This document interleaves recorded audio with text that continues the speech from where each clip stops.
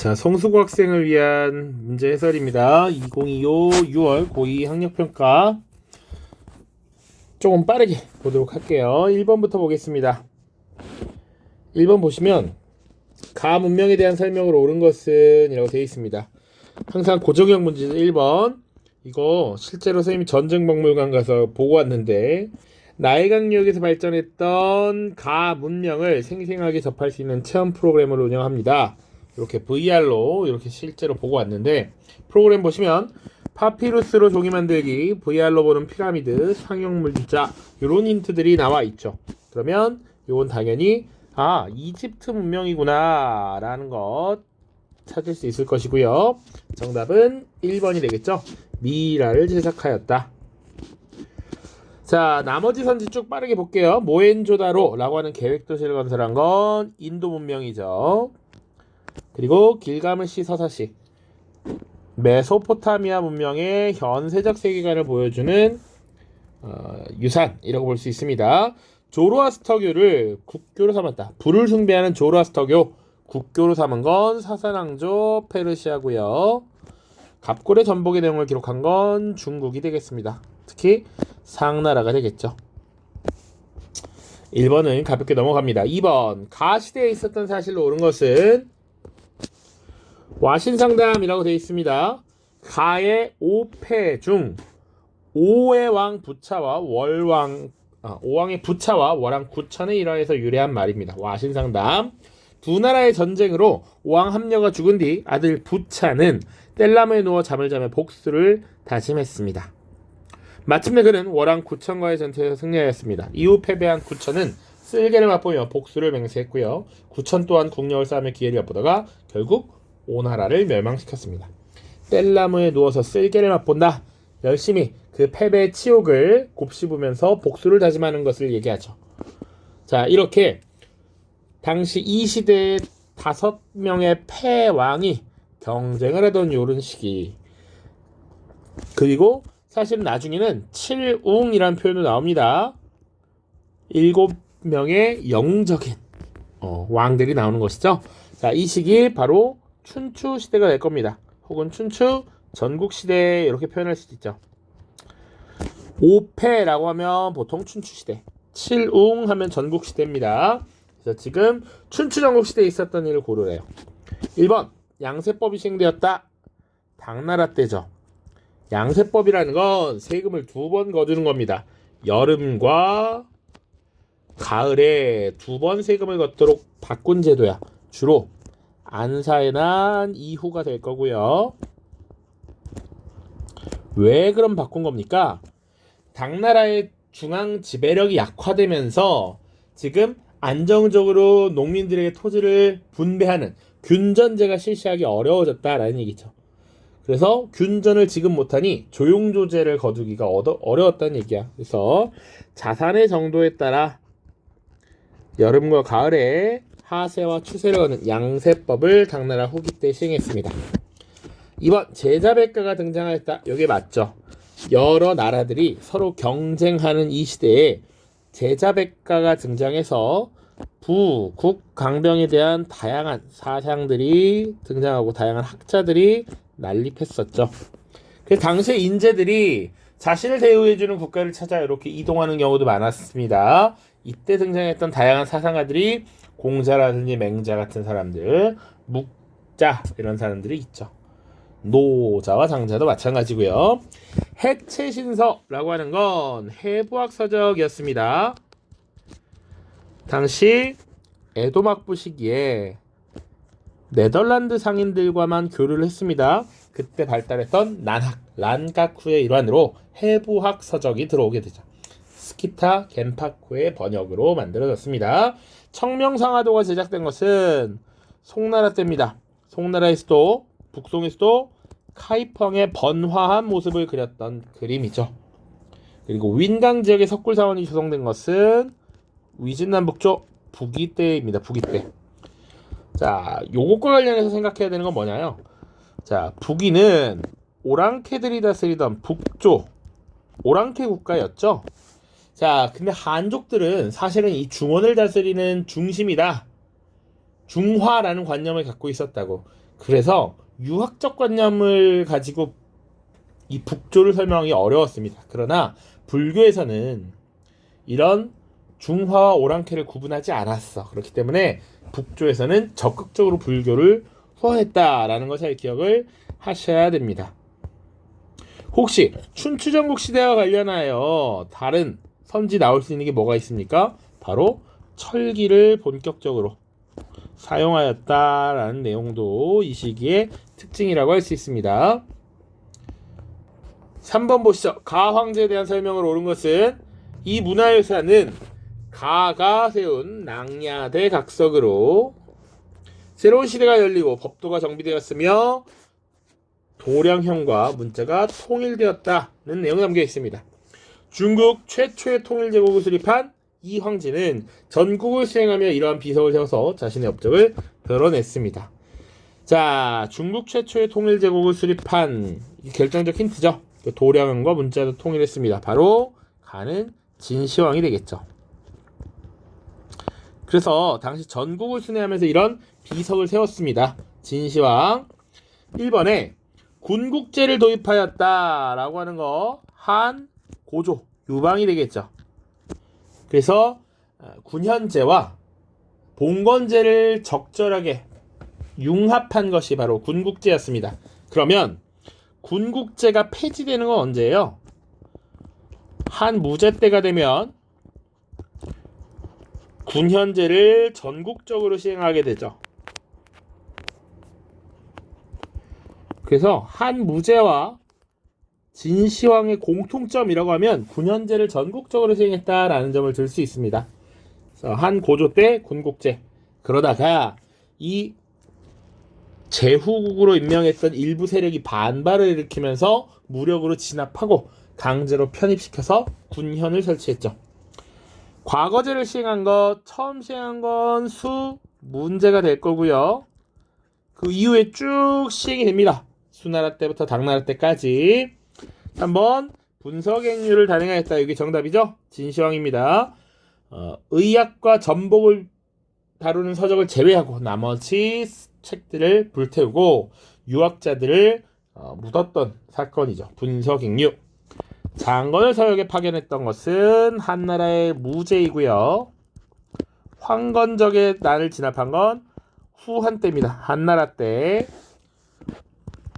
특정 인물 이렇게 얘기하지 않습니다. 그래서 지금 진시황에 대해 잘 알고 있느냐, 그리고 한무제와 관련해서도 자주 나오니까 기억하시고요. 진시황 통일제국 수립. 그리고 혹시 여기 빠져 있는데 기억해야 되는 건 문자를 통일해서 소전체라고 하는 글자를 썼고요. 화폐 통일했죠. 반량전으로 화폐를 통일했습니다. 또 방금 얘기했던 전국에 36개 군을 설치하고 군현제를 실시한 것, 분서갱유. 또 뭐 있을까요? 최초로 황제 칭호를 사용했고요. 그리고 흉노를 격퇴하고 유목민족과 농경민족의 경계선이라고 할 수 있는 만리장성의 건설, 요런 내용들을 정리를 하면 되겠죠. 그리고 뭐가 있을까요? 또 여산릉, 자신이 죽었을 때의 무덤, 궁궐로서 아방궁, 이런 것들 건설했다 보면 되겠죠. 요 정도 보시면 되겠습니다. 4번입니다. 가 왕조에서 있었던 사실로 옳은 것은 이 석상은 중국 쓰촨성에 있는 것으로 이백의 모습을 담고 있습니다. 이백은 두보와 함께 가 국가의 대표적인 시인으로 시의 신선이라는 의미입니다. 그가 살았던 이 국가에서는 귀족적이고 국제적인 문화가 발달했던 거 하나 특징이고요. 그리고 당삼채가 유행했습니다. 당삼채라고 하는 것, 바로 어떤 나라겠어요? 당나라가 되겠죠. 당나라. 이백과 두보 잘 기억하셔야 됩니다. 당나라의 특징이라고 하면 대제국을 건설했고, 그리고 동서교류가 활발해지면서 국제적인 문화가 발달했다, 이런 내용 했습니다. 그래서 당나라 수도 장안에 보면 굉장한 다양한 종교 사원들이 많이 있었다라는 거 우리 지도로 또 봤었습니다. 그리고 당시 귀족들이 형성되죠. 그러니까 위진남북조 시기 이래로 지배층으로서 귀족들이 등장한단 말이야.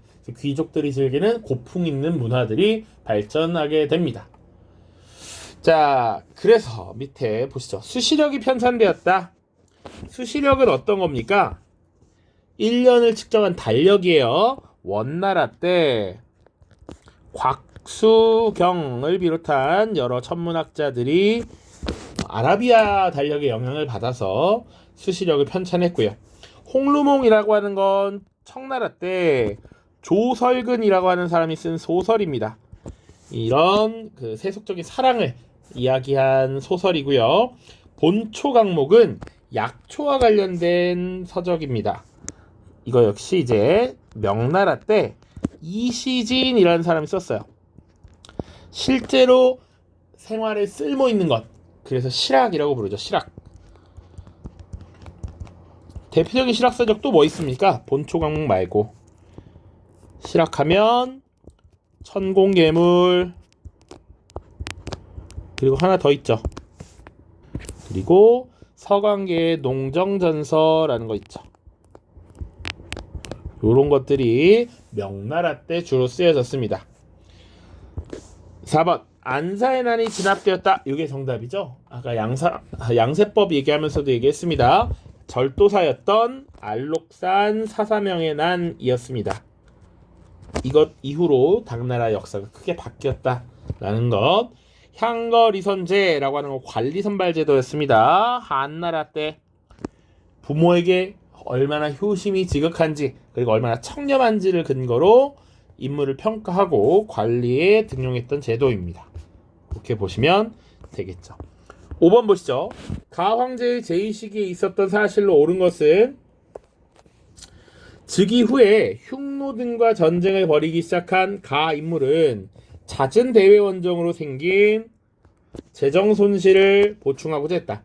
그는 상홍량을 중용했으며 소금과 철 등을 국가가 전매하고 균수법과 평준법을 시행하는 등 상공업을 통제하는 경제정책을 추진하였다. 이러한 정책들로 국가 재정을 확보할 수 있었으나 생필품 암거래와 상인의 폭리를 초래했다는 평가를 받기도 했다. 통제 경제정책, 염철전매제, 균수법, 평준법 누굽니까? 바로 한무제죠. 흉노와의 전쟁, 잦은 대외원정 힌트가 아주 무지막지하게 많죠. 한무제 때 조금만 더 볼까요? 중국이 이렇게 있다 치면 한무제 시기에 지금 북방 지역에 흉노가 있었던 것이죠. 자, 흉노가 있었고요. 이 흉노를 상대하는데 사실은 은근 버거웠단 말이야. 굉장히 강한 상대였죠. 그래서 동맹을 구하기 위해서 장건이라고 하는 인물을 파견하죠. 누구와 동맹을 하기 위해? 바로 대월지였습니다. 그런데 대월지는 예전에 이미 흉노한테 여러 번 괴롭힘을 당해서 이렇게 계속 이동해 온 거란 말이야. 그래서 실제로 동맹을 달성하는 데는 성공하지 못했지만 이 장건이 두 차례 왔다 갔다 하는 과정에서 비단길이라고 하는 것이 개척되었다. 이런 얘기 했었습니다. 또 동북쪽으로도 진출했습니다. 여기 우리나라가 있었어. 고조선을 정복해서 한 4군을 설치했고요. 그리고 남쪽으로 이렇게 내려가서 남월, 남비엣을 정복하죠. 오늘날의 북부 베트남 지역입니다. 이렇게 많은 정복 활동을 벌이게 되면서 재정이 압박을 받았고 이것을 극복하기 위한 통제 경제 정책을 시행했죠. 한무제가 되겠습니다. 1번 팔기가 조직되었다. 팔기라고 하는 것은 청나라의 전신인 후금이 건국될 때 후금이 빠르게 성장할 수 있었던 제도적 배경이죠. 그래서 후금을 세운 누르하치라고 보시면 되겠고요. 9년제가 실시되었다. 이게 정답이죠. 한무제 때 9년제가 전국적으로 확대가 됩니다. 우끼요에가 유행하였다. 우끼요에 뭔가요? 에도 막부 시기에 유행했던 판화입니다. 주로 목판화 같은 거예요. 그래서 가나가와 시대 그 파도 그런 거 있죠? 유명한 것들 이런 것들이 주로 에도 시기에 많이 만들어집니다. 조닌들이 문화의 향유층으로 등장하죠. 반고가 한서를 편찬하였다. 요거 후한 때입니다. 후한. 그러니까 전한 시대의 대표적인 역사서 하면 사마천의 사기이고 반고가 한서를 편찬한 건 이후 후한 때입니다. 그러면 한무제 때 대표적인 역사서 하면 사마천의 사기라는 것이 있죠. 사기. 사마천의 사기는 한무제 때가 맞습니다. 진승 5광의 난이 일어났다. 이것은 진나라 2세 황제 때라고 보시면 됩니다. 6번 보시죠. 가 왕조에 대한 설명을 옳은 것은 수도 러양의 궁궐에서 가의 황제가 신하와 대화하고 있다. 신하 보고에 따르면 거리에 선비족 복식 복장을 한 이들이 여전히 활보하고 있다고 합니다. 황제 짐이 수도를 평성에서 이곳으로 옮긴 이후 선비족 복식 착용을 금하고 한족의 것을 따르도록 명하였어. 그런데 여전히 왜 짐의 명령을 따르지 않는 자들이 많단 말이오 라고 되어 있는 것이죠. 지금 여러가지 힌트. 수도 평성에서 지금 북쪽에서 남쪽 러양으로 내려왔고요. 원래는 선비족이었던 것 같아. 그런데 한족의 것으로 바꾸라고 지금 명령하고 있어. 이런 것들을 호한 정책이라고 합니다. 호한 융합 정책이라고도 하고요.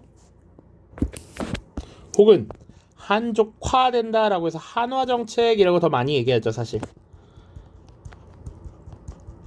자, 중국 뭐랄까요? 그동안 전통적인 한족의 입장에서 이들은 오랑캐란 말이야. 유목민족이잖아요. 이들이 한족화하려는 정책을 펼쳤다. 그래서 이런 정책을 펼친 건 북위고 황제는 효문제죠. 효문제. 선생님이 만약에 이런 기출문제를 건든다라고 하면 이 황제다 빈칸을 사실 뚫어놓을 수 있을 것 같아요. 그죠? 자, 선지 보시죠. 남원을 정복하였다. 아까 잠깐 설명했습니다. 바로 위의 문제에서 한무제가 되겠죠. 한나라가 될 거고요. 균전제를 시행하였다. 이게 정답입니다. 균전제라고 하는 제도는 일반적으로 일정 연령이 된 남성에게 혹은 여성에게 토지를 분급하는 나눠주는 제도입니다. 부기 때부터 시행이 됐고요. 이것이 수나라, 당나라 때까지 이어지죠. 그러다가 당나라의 이런 통치력이 약화되면서 안사의 난 이후에 양세법으로 전환되었다. 장원제를 인정하고 양세법을 시행했다. 만엽집을 편찬하였다. 시집이죠. 만요슈라고 하는 거 일본 나라 시대가 될 거고요. 주전충에 의해 멸망한 것 당나라입니다. 그리고 대운하 건설 수나라죠. 자, 이미 나왔으니까 한번 그 멸망 국가를 무너뜨린 반란 한번 정리해 볼까요? 반란. 자, 기본적으로 진나라, 그 다음 한나라, 그리고 위진남북조가 있는데 위진남북조 생략하고요. 수나라, 당나라, 그리고 5대 10국이 있고 송나라, 원나라, 명나라, 청나라 각 시대에 등장하는 반란들이 있을 거예요. 반란 정리해 봅시다. 진나라라고 하면 진승 5광의 난이라는 게 있죠. 한나라 때는 황건적의 난 있고요. 수나라는 양영감의 난이라는 게 있는데 교과서에서는 다루지 않고요. 당나라는 여러 개가 있죠. 안사의 난, 황소의 난, 그리고 주전충의 난 이렇게 있습니다. 송나라는 반란에 의해서 무너진 건 아니고 외부 이민족의 침략을 계속 받게 되죠. 그리고 원나라는 홍건적의 난, 명나라 이자성의 난, 그리고 청나라는 이제 우창봉기라고 하는 신의 혁명으로 무너지게 됩니다. 이렇게 간단하게 좀 기억을 하셔야 됩니다. 7번 보시죠. 가 왕조에 대한 설명을 옳은 것은 마르코 폴로는 동방견문록에서 다음과 같은 말을 남겼다. 가의 수도인 대도에서 국내 여러 지방으로 통하는 주요 도로에는 역참이 배치되어 있다. 이 역참에서는 넓고 근사한 침대와 모든 필요한 물건들이 제공된다. 또한 마르코 폴로는 어쩌고저쩌고 마르코 폴로가 이 국가를 다녀갔고, 그리고 동방견문록이라고 하는 책을 남겼고, 수도가 대도입니다. 대도. 그리고 역참이 굉장히 많이 발달한 이 나라, 바로 원나라가 되겠죠.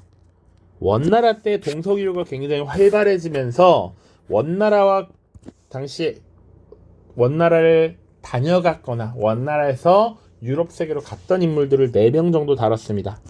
선교사였던 카르피니, 그리고 여기 나와 있는 마르코 폴로, 그리고 이븐 바투타, 모로코 지역 출신의 인물입니다.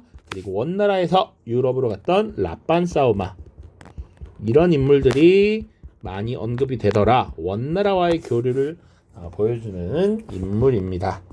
자, 그래서 지금 원나라를 얘기하는 것이죠. 수도 대도, 이게 베이징이잖아요. 베이징. 그래서 쿠빌라이 때 지금 이 대도 베이징으로 수도를 옮겼습니다. 원나라에 대한 거 찾아보자. 1. 고조선을 정복한 것 한나라죠. 한나라. 한무제 얘기했잖아요.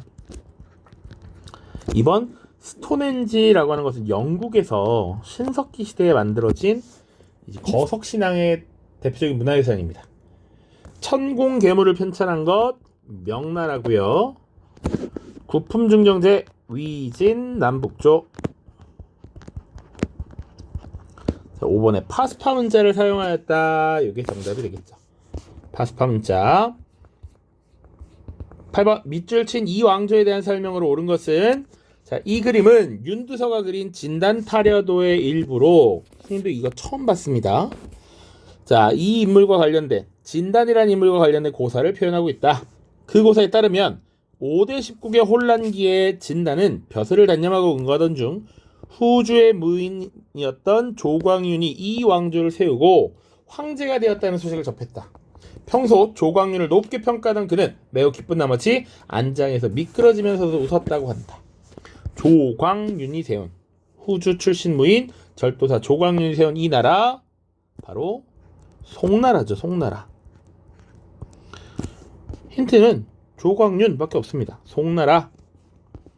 1번 군기처를 설치했다. 이거 군사 기밀 업무를 다루는 기구입니다. 정보기구로서 황제에게 중요한 사물을 직접 전달하는 것이죠.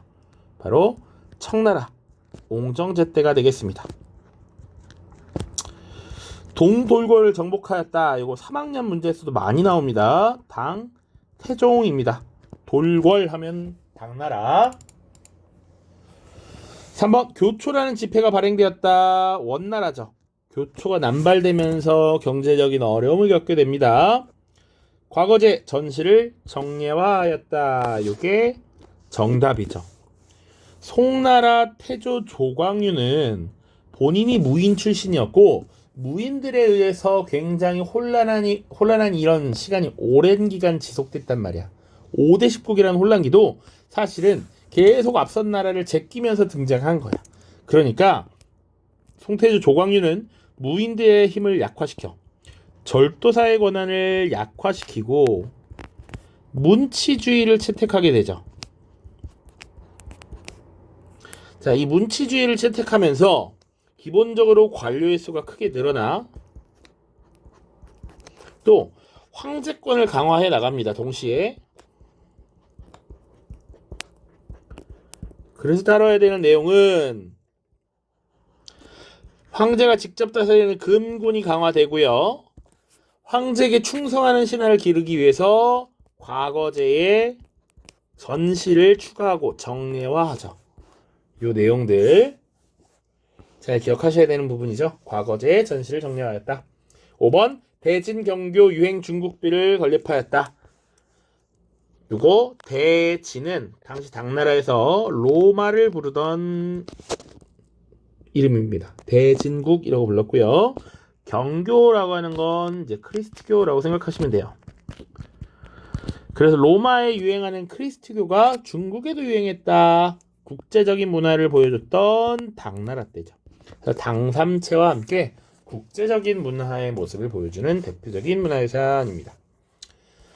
9번 봅시다. 가왕조에 대한 설명으로 옳은 것은 자, 제감도설이라고 하는 책에 대한 설명이래요.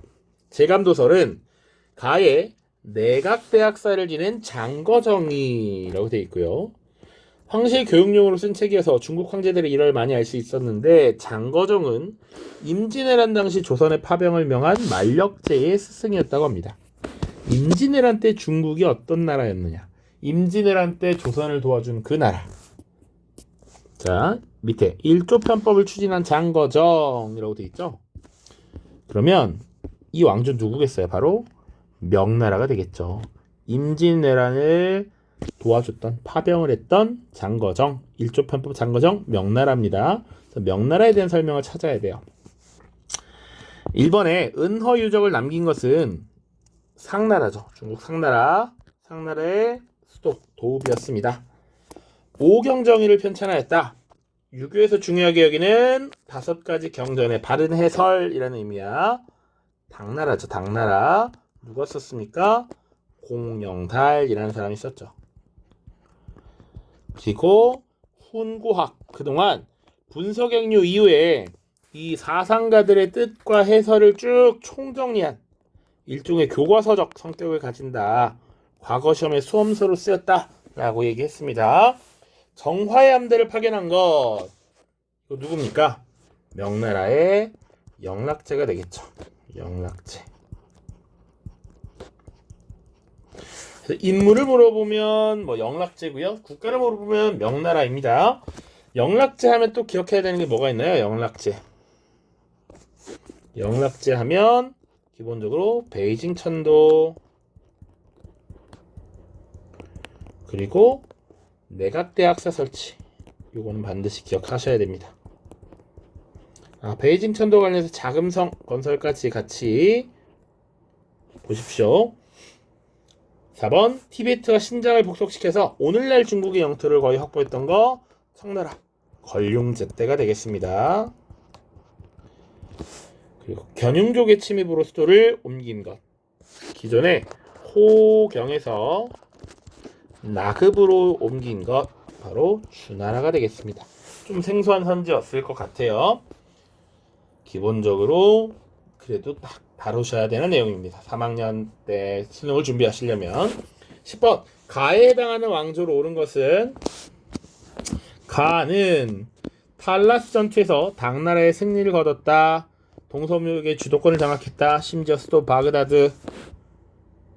여러분들 문제를 풀 때요. 정답을 찾는 데는 이렇게 끝날 수 있습니다만 꼭 기출문제를 본다라고 할 땐 텍스트를 읽고 한번 그 국가나 그 나라에 대한 정보를 더 하셔야 됩니다. 그래서 보시죠. 문화의 중심지로 성장했다. 학문 연구를 장려했던 제7대 칼리프 알-마문은 바그다드에 지혜의 집이라는 것을 설립했습니다. 지혜의 집은 도서관이자 학문 연구기관으로서 그리스어로 된 의학, 자연과학, 철학에 관한 문헌 등을 아랍어로 번역하였습니다. 정답은 4번 아바스 왕조가 되겠죠.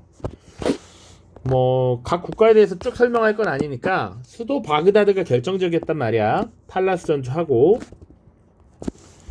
하나만 더 설명하면 이 탈라스 전투에서 승리해서 중국의 지금 제지술이 서역에 전파되었다라고 하는 거 영향 하나 봐주시고요. 그러면 중국에서 이 종이를 만드는 제지술은 언제 개량되었습니까? 바로 후한 시기 채륜에 의해서죠. 후한 시대 채륜에 의해서. 자, 그리고 각 국가의 수도 정도 봅시다. 수도. 사파비 왕조 보죠. 사파비. 수도 이스파한 기억해 두십시오. 이스파한. 그래서 전성기를 이끌었던 아바스 1세가 이스파한으로 수도를 옮겼습니다. 자, 티무르 제국, 사마르칸트, 오늘날의 우즈베키스탄이죠. 사마르칸트, 그리고 파티마 왕조, 오늘날 이집트입니다. 카이로를 수도로 했고요. 셀주크 티르크는 사실은 그 바흥지 젠드가 있고요. 그리고 사실은 뭐 수도를 묻지 않습니다. 근데 여러 번 옮겼는데 가장 큰 오랜 기간 수도로 사용했던 게 이스파한이라고 보시면 돼요. 원래 뭐 시작은 젠드, 뭐 니샤프르 이런 도시가 있는데 이스파한 보시면 되고 추후에 바그다드를 점령했다 이런 거 보시면 되겠죠. 자, 일단 11번부터는 다음 영상으로 이어갈게요. 너무 길어져서 잠깐 끊고 가겠습니다. 두 번째 영상에서 봅시다. 자, 두 번째 이어서 보겠습니다. 가 왕조에서 있었던 사실로 옳은 것은, 그러면 가 왕조가 뭔지 정확히 파악해야겠죠. 세계사 속 조약이라고 하면 이제 전연의 맹약이라고 하는 게 나와 있습니다. 내용 보시면 국경은 변경하지 않는다. 두 나라는 형과 아우의 예로서 교조한다. 송은 세패로 지금 국경 웅주에서 가에게 세패를 준다 라고 돼 있죠. 그리고 전연에서 맺은 협정이다 라고 돼 있고요. 핵심 연운 16주를 두고 갈등하던 두 나라 사이에 벌어진 전쟁이라는 얘기죠. 여기 있는 가 국가는 뭐가 될까요? 바로 거란족이 세운 요 나라가 되겠죠. 요 거란족이 세운 나라입니다. 그러면 이 요에 관련된 설명을 찾으면 되겠죠. 가 왕조에서 있었던 사실. 자, 1번에 오수전이 주조되었다라고 하는 건 한 무제 때 통제 경제 정책을 실시하는 과정에서 발행한 화폐가 오수전입니다. 황소에 난 당나라 후기, 당나라를 휘청거리게 만들었던 것이고요. 도연명이 귀 거래사를 지었다. 바로 위진 남북조.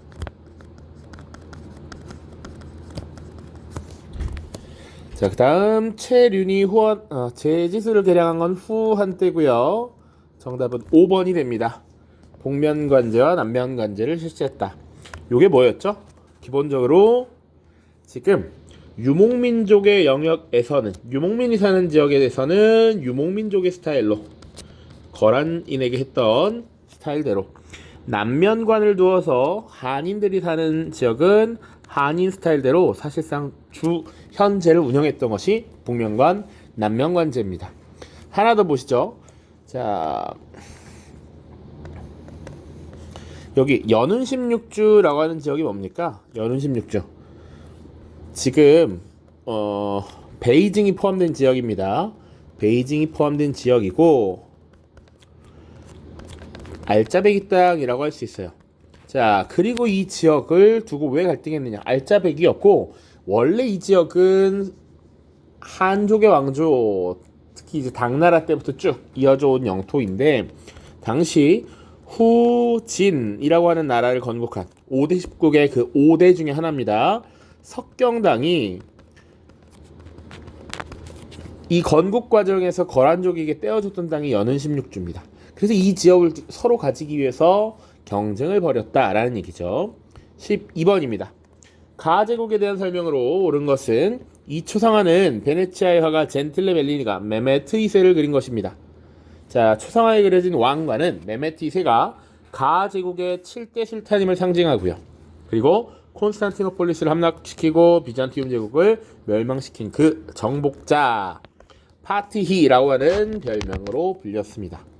자, 메메트 2세가 주어졌으니까 사실은 오히려 이 제국은 더 쉬워졌습니다. 바로 오스만 제국이죠. 그러면 오스만 제국에 대한 설명으로 옳은 걸 찾으면 됩니다. 첫 번째, 예니체리를 운영하였다. 바로 정답이 되겠죠. 그럼 예니체리는 뭡니까? 기본적으로 술탄의 친위부대입니다. 그러니까 주로 발칸반도에 사는 크리스트교 청소년들을 개종시킨 이후에 교육을 시켜서 술탄의 친위부대로 만들었다. 자, 데브시르메라고 하는 건 이제 개종시키는 것 자체를 의미하는 것이고, 그 이후에 친위부대로 만든 게 예니체리였죠. 이베리아 반도를 차지한 건 어떤 제국을 얘기할까요? 보통 우마이야 왕조가 지금 세력을 확장해 나갈 때 이베리아 반도를 역으로 차지하죠.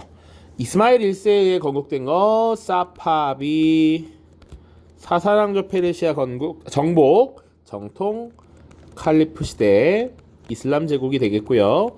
시아파 이슬람교를 국교로 삼은 건 두 가지가 있는데 하나는 북아프리카 지금 이집트 지역에서 건국된 파티마 왕조 그리고 16세기 서아시아를 어느 정도 장악하고 오스만과 대결했던 사파비 왕조가 있습니다.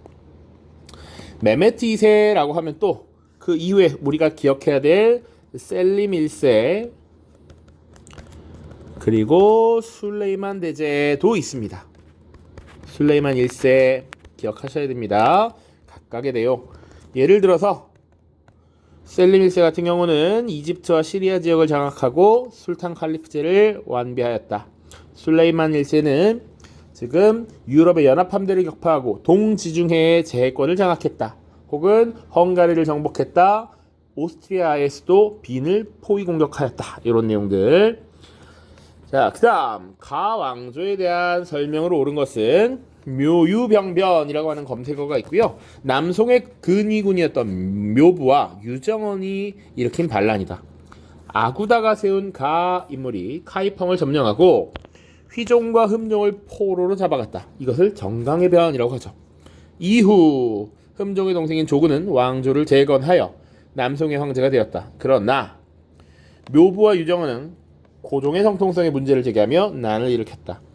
지금 보시면 가 인물 아구다가 세운 가 왕조가 카이펑을 점령했대. 그러니까 정강의 변의 당사자를 지금 묻고 있는 것이죠. 남송과 바로 금나라가 되겠죠. 금나라. 금과 남송의 관계입니다. 자, 금 볼게요. 1번 지정은제를 실시하였다. 청나라 때 옹정제 시기에 지정은제가 실시되었습니다. 2번 감합무역. 감합 명나라와 무로마치 막부가 시행했던 무역의 방식이죠.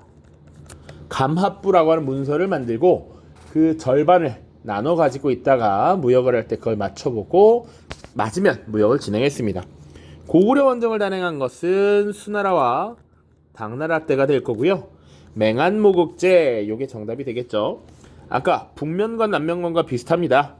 맹안 모극이라고 하는 단위를 두고 지금 이 부족 여진족을 다스렸고요. 맹안모국제와 함께 주현제를 병행했던 것이 금나라의 제도입니다. 아프간의 침입으로 쇠퇴하였다. 요거 중앙아시아 지역 서아시아를 아울렀던 사파비가 되겠습니다. 오른쪽 보죠. 밑줄 친 우리나라의 경제 상황에 대한 설명으로 옳은 것은 과거 왕안석은 정체 근본을 알지 못한 채 신법을 추진하였습니다. 그로 인해서 우리나라의 많은 백성들이 쭉쭉쭉쭉쭉. 자, 지금 보면 왕안석이 신법을 추진했던 우리나라라고 돼 있으니까 사실은 송나라구나 바로 나와야죠. 송나라 왕안석 신법. 자, 그래서 송나라 때 경제 상황을 찾는 겁니다. 1번 교자가 발행되었다. 바로 정답이 나와버렸죠. 교자라는 거 송나라 때 사용했던 화폐죠. 화폐. 회자가 있고 교자가 있습니다. 교자가 먼저 사용되었습니다. 자, 일종의 지폐인데 북송시대에 그리고 회자라고 하는 지폐 남송시대에 많이 쓰였죠. 이왕 썼으니까 교초라고 하는 지폐도 발행이 됐습니다. 원나라 때입니다. 구분을 조금 하셔야 됩니다. 2번 티마르제가 시행되었다. 티마르 군사적 봉건제죠. 오스만 제국이고요. 이 티마르제를 보시면 군사적 봉건제입니다. 티마르라는 것 자체는 세금을 거둘 수 있는 권한 티마르를 기병에게 부여하고 거기서 세금을 걷어서 기병을 운영할 수 있는 그런 정도를 계속 마련해라 라는 얘기였죠. 광저우에 공행이 설치된 것은 청나라 때, 반량전으로 화폐가 통일된 건 진나라 진시황 때고요. 산시상인, 공소, 회관 이런 건 명나라 때와 청나라 때입니다. 자, 회관과 공소라고 돼 있는데 이것은 기본적으로 조합입니다. 조합. 당시 사람들이 자신의 이익을 보장하기 위해서, 보호받기 위해서 나름의 조합을 꾸렸다. 길드랑 비슷합니다. 공소라는 건 동업조합, 같은 직업을 가지고 있는 사람들. 회관은 보통 같은 출신 지역, 동향조합이라고 얘기합니다. 고향이 같은 사람. 이렇게 보시면 되겠습니다. 밑에 15번 보시죠. 가왕제에 대한 설명으로 옳은 것은 스왓 분석이라고 되어 있죠. 중국 역대 왕조별 창업군주 평가하기. 강점 요인 스트렝스 보시면 과거제 정비, 유교 반포 등 한족 왕조의 부활을 위한 여러 개혁 정책을 시행했다. 약점 요인 권력 강화를 어쩌고저쩌고서 일반적인 내용 담겨 있습니다. 기회 요인 원나라의 쇠퇴와 잇따른 농민봉기 상황에서 홍건적의 난에 참여했고 새로운 왕조를 수립함. 위험 요인 재상제를 폐지했고 황제권을 강화했으나 이후 황제를 수발하는 환관 등의 정치 개입 가능성을 남김. 요런 것들을 종합적으로 판단했을 때 어떤 나라냐라는 게 와야지. 원나라가 힘이 빠져서 새로운 왕조를 수립했던 창업군주 바로 명나라의 바로 홍무제가 되겠죠. 이 홍무제 때 한족 왕조의 부활을 내세웠고 재상제를 폐지했으니까요. 그래서 홍무제에 대한 설명으로 옳은 걸 찾아야 됩니다. 1번 이갑제 시행 바로 정답이 나왔죠. 한족에 의한 치안 유지 그리고 조세 수치 이런 것들을 진행했던 것이 바로 이갑제입니다. 상왕조를 멸망시킨 것 우리 하상주 춘추전국 시대 이렇게 외웠습니다. 상왕조를 멸망시킨 건 주나라고요. 사고전설을 통해서 편찬사업을 펼쳐서 한족을 회유시키기도 하고 그 중에 문자의 옥이라고 하는 것을 일으키기도 했던 것 청나라 때죠. 걸륭제입니다. 걸륭제. 만환병용제 만추족과 한족을 나란히 골고루 등용시킨다. 청나라 후금을 세운 누르하치라고 보시면 되겠죠. 이 제도는 근데 뒤에 쭉 이어질 겁니다. 동중서의 건의에 따라 태학을 세운 건 한나라의 무제가 되겠죠. 무제. 자, 16번 보시죠. 밑줄 친. 이 종교에 대한 탐구 활동으로 가장 적절한 것은 이것은 아브드 알 말리크 시대에 발행된 주어이다. 주어의 테두리에는 무함마드는 신이 보낸 예언자이며 그를 보내실 때 알라의 말씀과 이 종교를 함께 보내셨다. 라는 문구가 새겨져 있고요. 메카의 상인인 무함마드는 유일신 알라를 섬기는 이 종교를 창시했고 우상 숭배를 배격했으며 신 앞의 평등을 강조했습니다. 이 종교는 바로 이슬람교가 되겠죠. 실제 3학년 문제에서는 이 종교를 묻는 것 자체는 묻지는 않습니다만 2학년 수준에서는 기본적인 개념을 잘 알고 있는가 이걸 확인하기 위한 문제를 꾸준하게 내고 있습니다. 자, 오케이. 이슬람교에 대한 거 찾아보죠. 1번 자연을 찬미한 베다를 조사한다. 베다라는 것 기본적으로 브라만교죠. 브라만교. 지구라트 건설 메소포타미아 단계 문명이죠. 메소포타미아 문명. 고려만국 전도 명나라 말기에 그려진 세계지도고요. 카스트제라고 하면 사실 브라만을 중심으로 한 이 신분제도죠.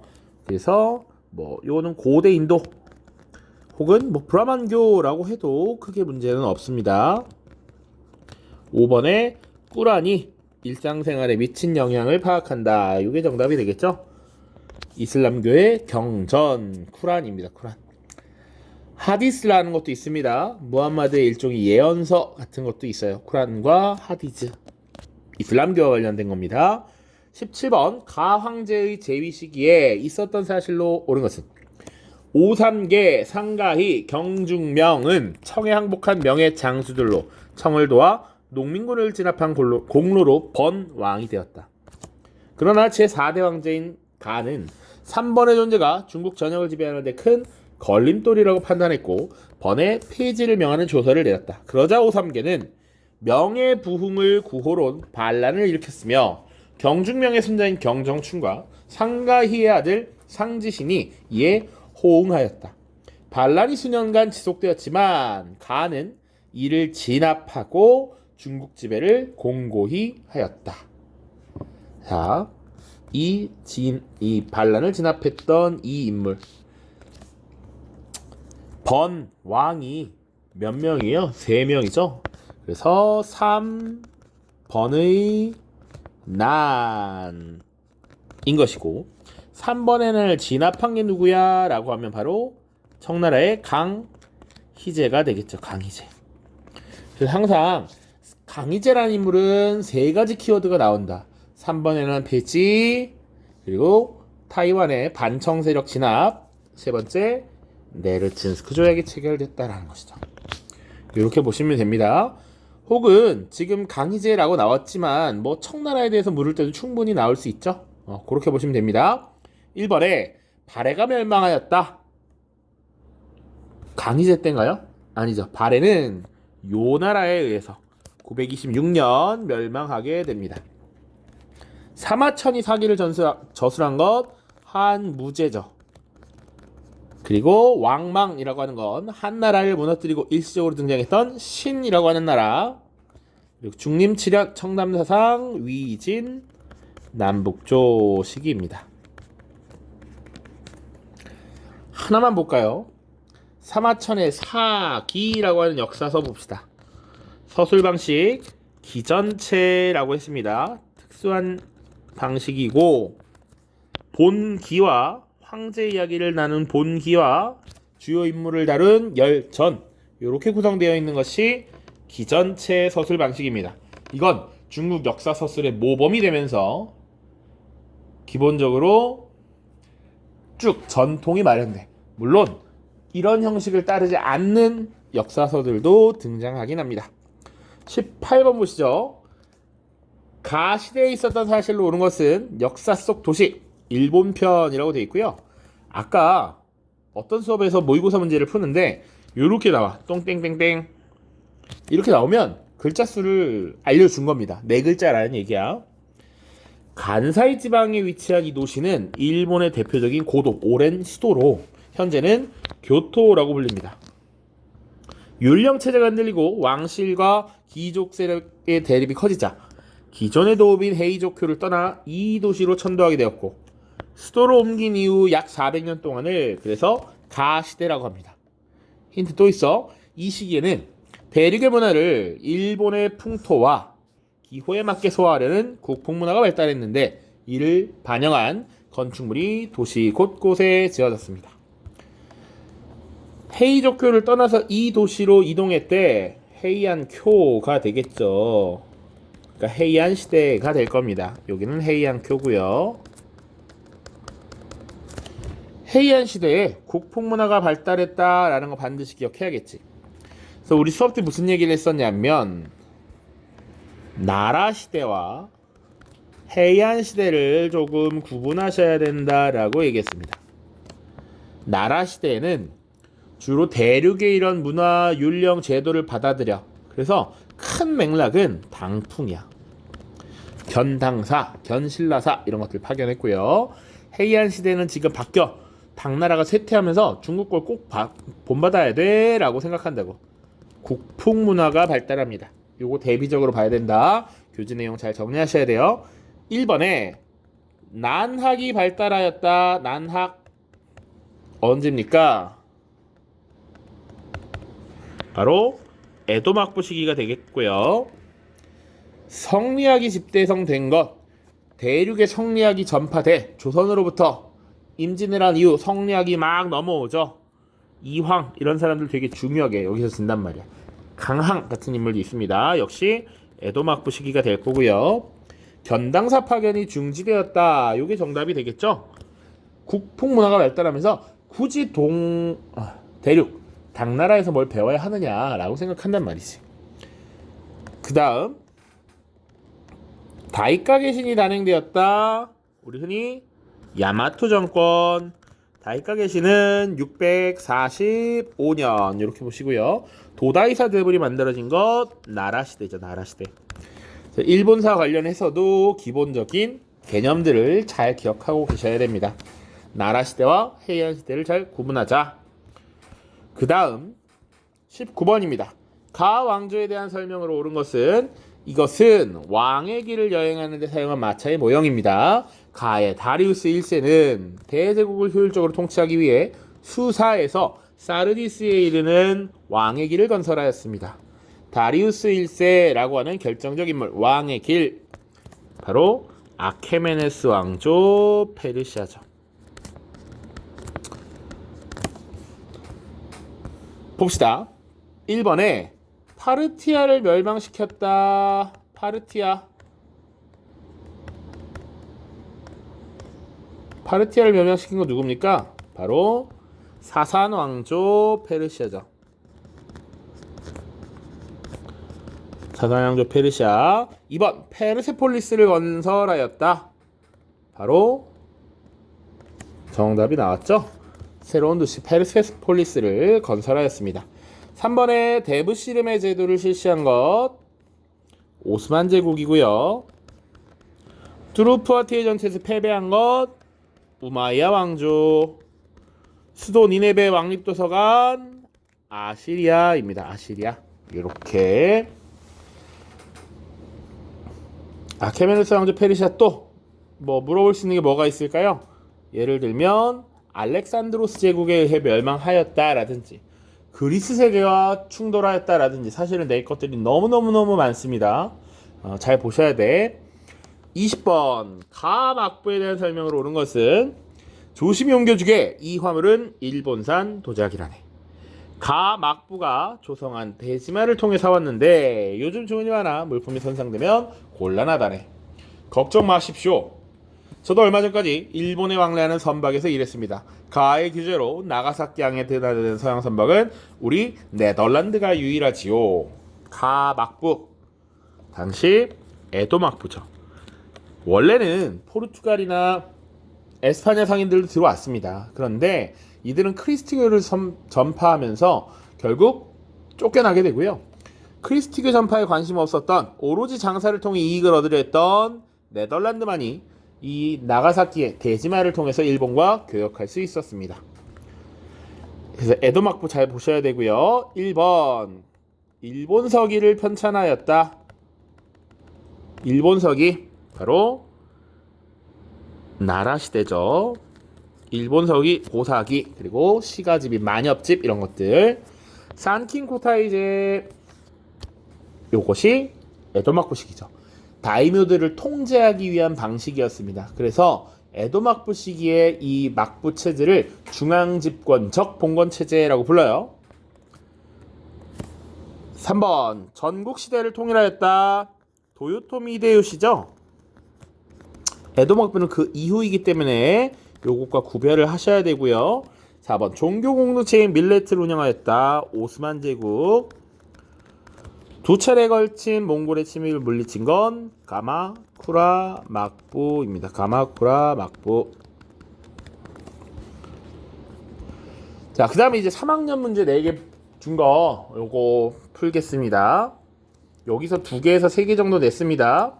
가 왕조에 대한 설명으로 옳은 것은 가는 아나톨리아 동부에 근거지를 두었던 카라코윤루를 격파하고 연이어 시리아의 맘르크를 물리친 후 서북쪽으로 진격하여 튀르크 세력과 앙카라 평원에서 맞부딪혔다.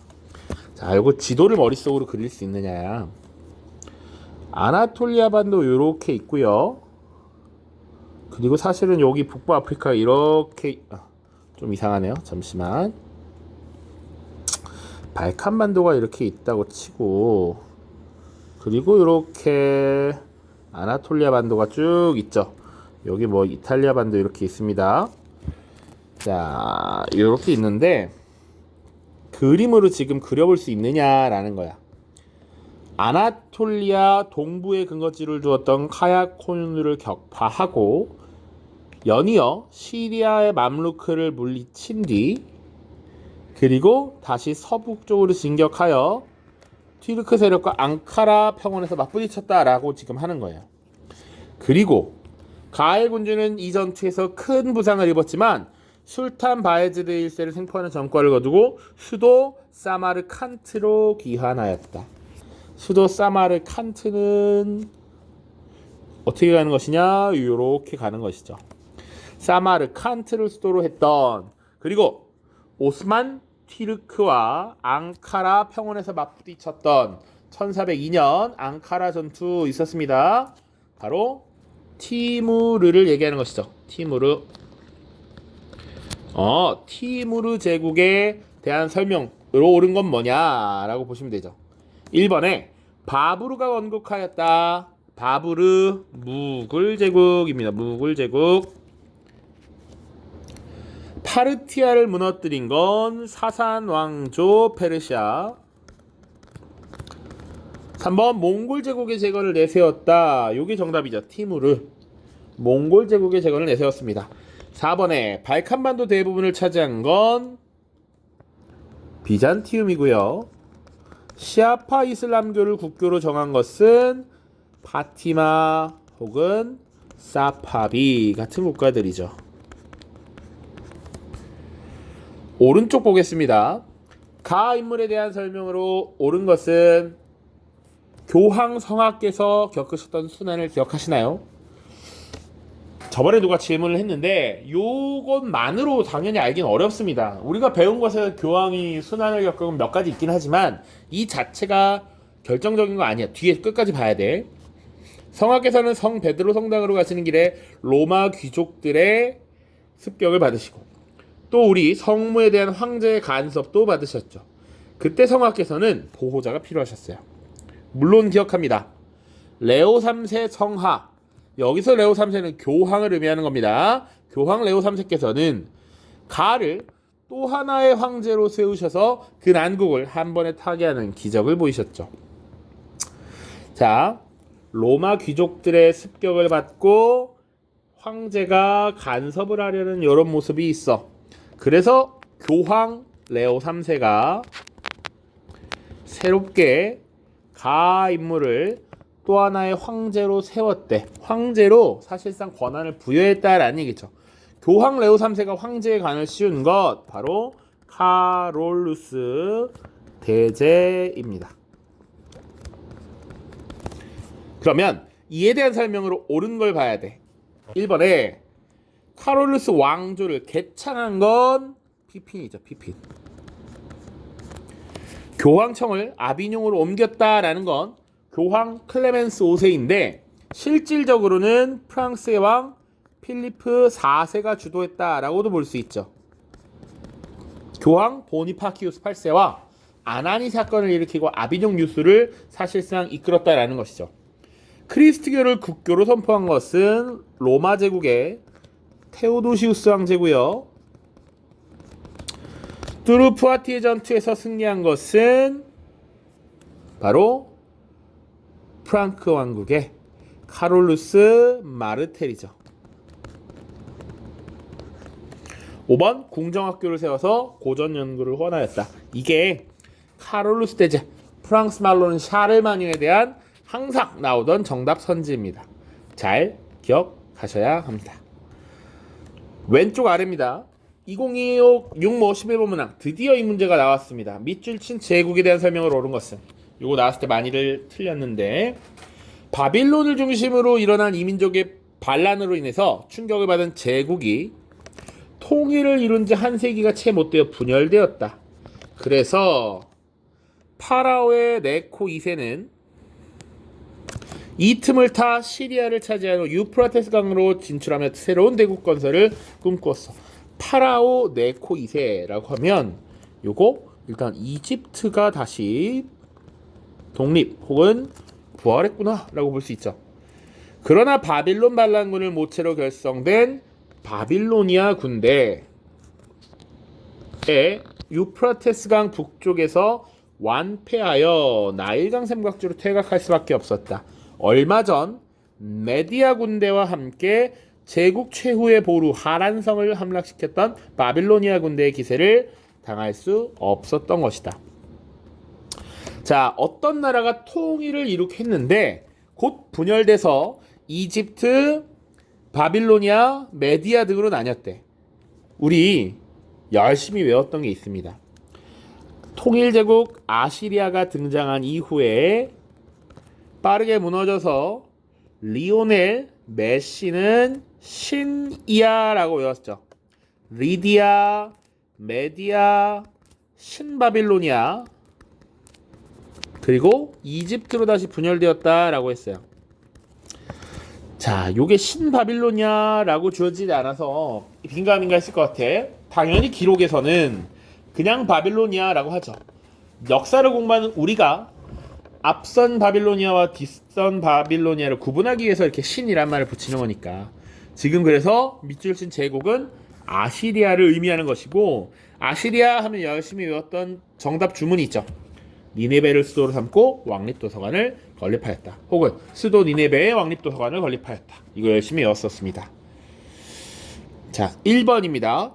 쿠샨 왕조와 교역하였다. 쿠샨 왕조, 북인도 지역을 장악하고 중앙아시아 지역까지 영향을 미쳤죠. 파르티아와 주로 교역을 했죠. 시기적으로도 맞지 않습니다. 알렉산드리아를 건설한 건 당연히 알렉산드로스 제국이고요. 조로아스터교를 국교로 삼은 건 사산 왕조 페르시아입니다. 헷갈리면 안 되는 것이 아케메네스 왕조 페르시아도 조로아스터교가 굉장히 발달했으나 국교로 정한 건 사산 왕조 페르시아다. 4번 마라톤 전투에서 그리스 군대와 격돌한 것 아케메네스 왕조 페르시아죠. 그러니까 예를 들면 이 선지를 여기다 이렇게 갖다 붙일 수 있는 거죠. 오케이? 아케메네스 왕조 페르시아에 대한 설명을 오는 것은 마라톤에서 그리스 군대와 격돌했다. 이렇게 볼 수 있죠. 그 다음입니다. 가 황제에 대한 설명으로 옳은 것은 그림은 이탈리아의 산티콰트로 크로나티 성당에 있는 프레스코화로 자, 가가 실베스테르 교황에게 교황권의 상징인 티아라를 바치는 장면을 표현하고 있습니다. 13세기에 제작된 이 그림은 리키니우스와 함께 밀라노에서 크리스트교를 공인한 인물로 알려진 가보다 교황을 상대적으로 높은 위치에 배치함으로써 교황권이 세속군주의 권력보다 우월하다라는 메시지를 전달하려 한 것으로 보입니다. 여기가 핵심이죠. 밀라노에서 크리스트교를 공인한 인물로 알려진 바로 누구? 콘스탄티누스가 되겠죠.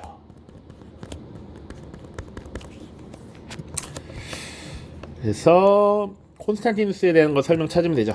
1번 메로베우스 왕조를 열었다. 요거는 클로비스. 우리 프랑크 왕국 하면 클카피카 있었죠. 클로비스. 보름시아 배약을 체결한 것, 서인권 문제를 종결한 것, 당시 교황 칼릭스투스 2세와 신성로마 제국의 황제 하엔리 5세입니다. 클레르몬 공의를 소집한 건 교황 우르바누스 2세. 유스티니아누스 법전을 편찬한 건 유스티니아누스고요. 정답은 5번이죠. 콘스탄티노폴리스로 수도를 옮겼다. 콘스탄티누스. 또 혹시 뭘 얘기할 수 있을까요? 콘스탄티누스. 니케아 공의를 소집했다. 요것도 정답 선지로 나온 적이 있습니다. 니케아 공의의 소집. 혹은 여기서 아타나시우스파를 공식적으로 지지했다. 뭐 이런 내용도 언급될 수 있죠. 그리고 콘스탄티누스가 사실은 앞선 황제였던 디오클레티아누스가 나누는 4분할 통치를 다시 과거로 돌려서 제국을 통합시켰던 인물이기도 합니다. 그렇게 정리를 하시면 되겠습니다. 자, 그래서 굉장히 긴 문제풀이였고요. 여러분들 잘 안 볼 걸 뻔히 알고 있지만 그럼에도 시험에 대한 도움이 되길 바라면서 열심히 풀어보았습니다. 알겠죠? 모두 고생 많았습니다. 시험 잘 보시길 바랄게요. 안녕.